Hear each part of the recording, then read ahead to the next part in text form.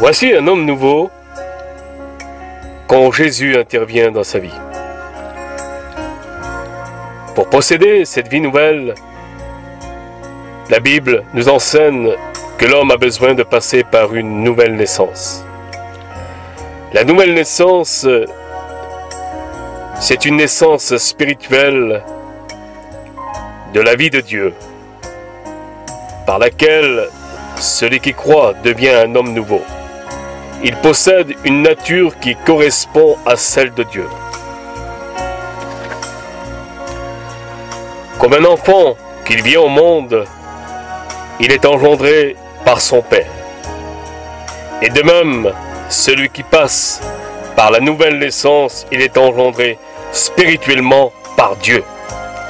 Il devient un enfant de Dieu. La nouvelle naissance nous introduit ainsi dans une famille spirituelle, la famille de Dieu. Seul l'Esprit de Dieu peut intervenir dans une vie et changer une vie. Voici un homme nouveau. Voici comment le Saint-Esprit vient intercéder dans une vie, dans le cœur d'un pécheur. Voici que le cœur d'un pécheur, il est pécheresse.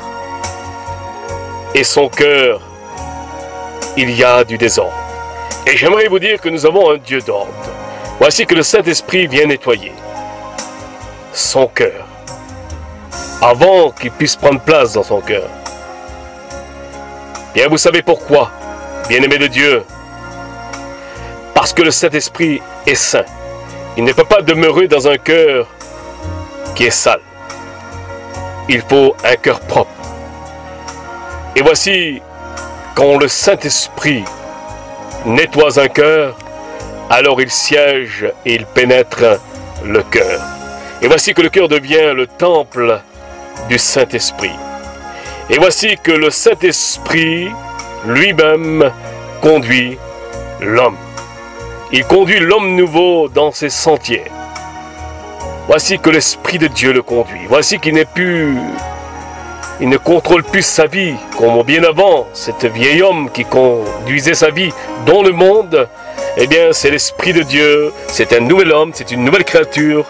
Alors l'Esprit de Dieu le conduit.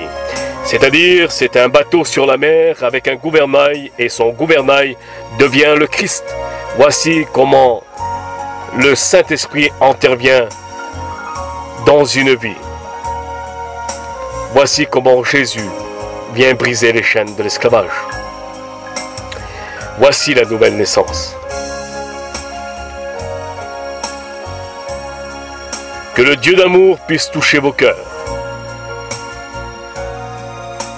Que le Dieu d'amour puisse changer vos cœurs. Car la Bible nous dit que tout pécheur est privé de la gloire de Dieu.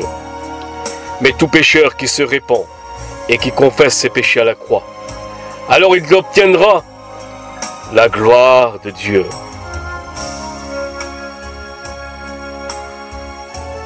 Que Dieu vous bénisse, que le Dieu d'amour est avec vous. Prenez conscience. Seules les nouvelles naissances pourront voir le Seigneur.